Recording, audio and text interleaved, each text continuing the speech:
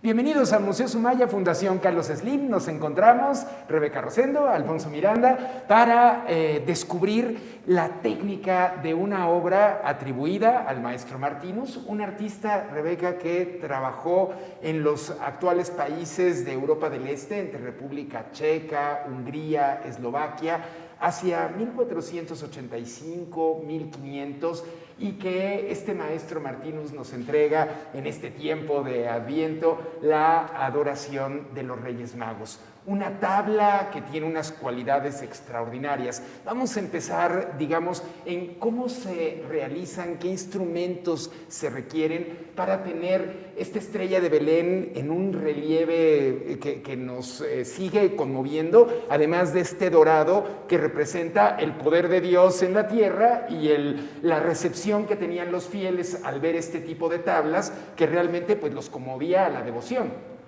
En el caso de las tablas se utilizaban gubias y a lo mejor algunos instrumentos como punzones para poder desbastar la madera y posteriormente aplicar un encolado para sellar la madera. ¿Cómo es un encolado?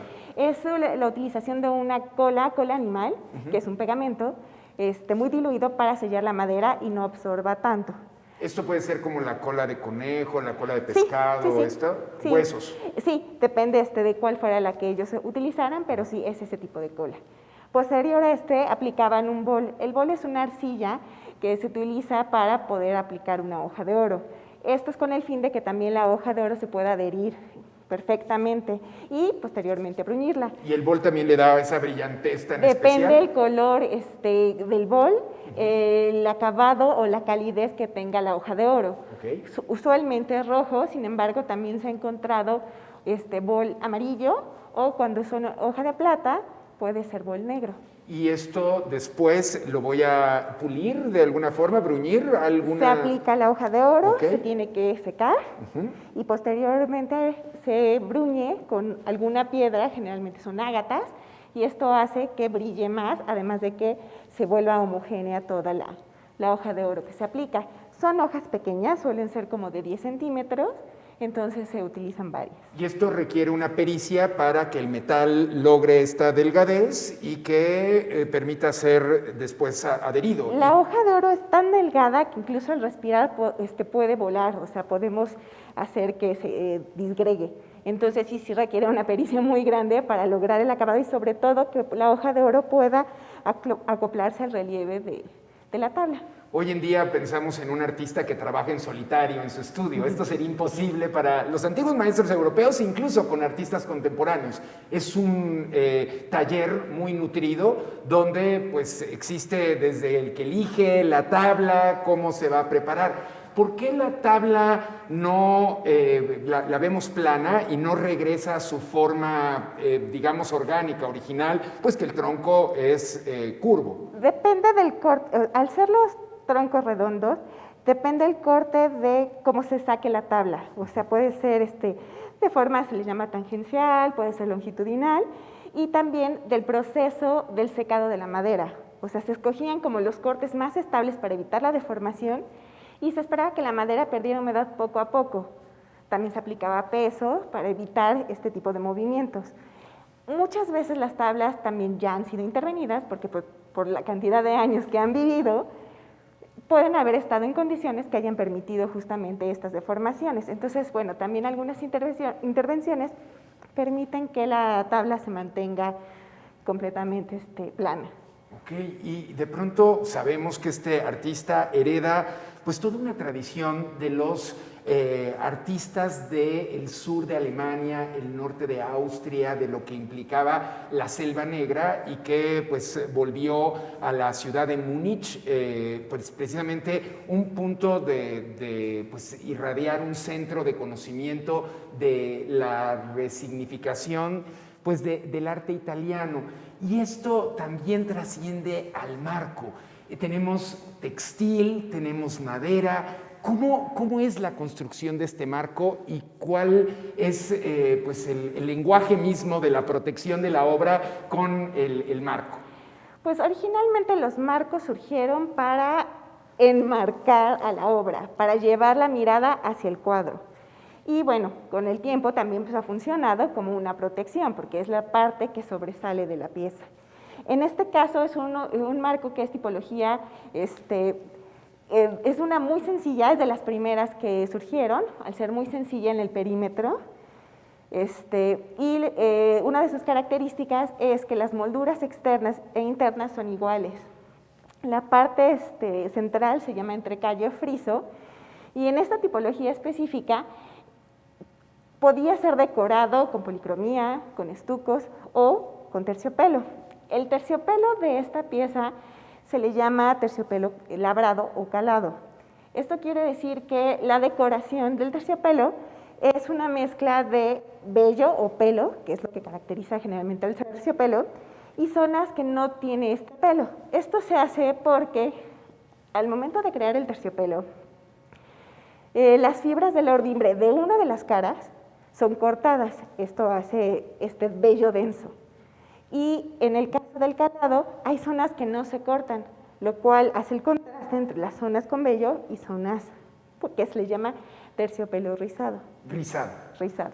Ok, y de pronto, pues un marco, pues que sabemos que es del tiempo de la obra, no sabemos si esta tabla pues tuvo este marco original, es imposible de determinarlo, aunque sabemos que sí es muy longevo, ¿no? Y generalmente este tipo de marco, que es caseta, son más o menos del siglo XV y XVI, lo cual sí tiene, concuerda con la temporalidad de la obra. Y el uso del terciopelo se popularizó en el siglo XIII, entonces pues ya era como muy común poderlo encontrar, lo cual también coincide con la temporalidad de la obra. Y en cuanto a la conservación, de pronto vemos pues que tenemos esta coloratura verde que era difícil de lograr por los colorantes y pigmentos que se pudieran llegar a utilizar, pero seguimos teniendo una vibración cromática muy sólida.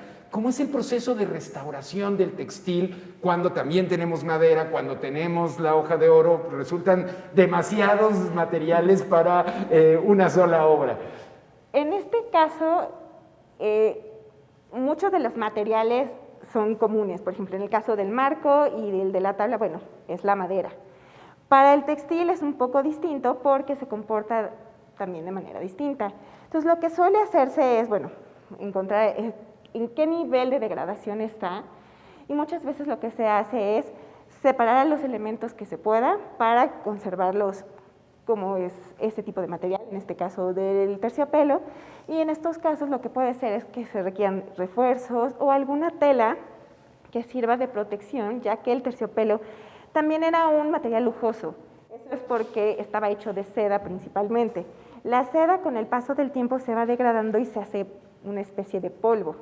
¿Se puede perder entonces el material? Sí, entonces por eso es que a veces se utilizan algunas telas como si fuera una pantalla para detener la fricción que pueda tener el vello del terciopelo pues, con el exterior.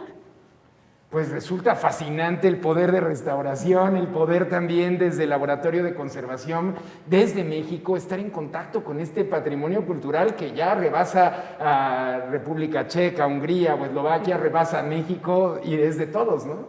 Sí, es una gran diversidad la que hay y sobre todo de materiales que además han podido llegar hasta nuestros días.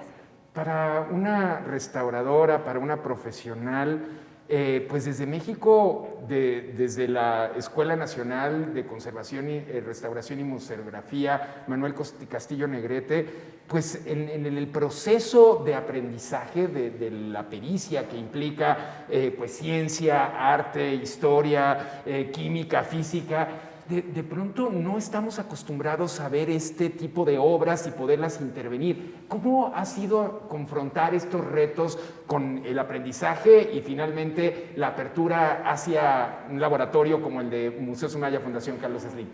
Mucha de la formación es darte la seguridad de poder trabajar sobre obra original. Claro, es distinto porque la escuela, al pertenecer al Instituto Nacional de Antropología e Historia, el patrimonio que se maneja, bueno, pues es novohispano, arqueológico, pero los principios son los mismos de arte europeo. Entonces, cuando nosotros nos incorporamos a la vida laboral y a ver las necesidades que tenemos, pues no solo en México, sino en el mundo acerca de la conservación, pues es hacerte más preguntas y llevar a práctica profesional lo que has aprendido. Obviamente siempre actualizarte. Pues es una disciplina que nos sigue maravillando, que compartir esto a través de la virtualidad, pues nos lleva a esta reflexión de cómo nos aproximamos a un objeto artístico cargado de significados. Muchísimas gracias, Rebeca, gracias al Laboratorio de Conservación, y hagamos comunidad, acerquémonos a este detrás de escena, ahí donde, más allá del poder simbólico de la imagen, existen una suma de profesionales que nos arrojan este nuevo conocimiento para reversificar arte para todos. Muchas Arte gracias. para todos. Nos vemos en la próxima.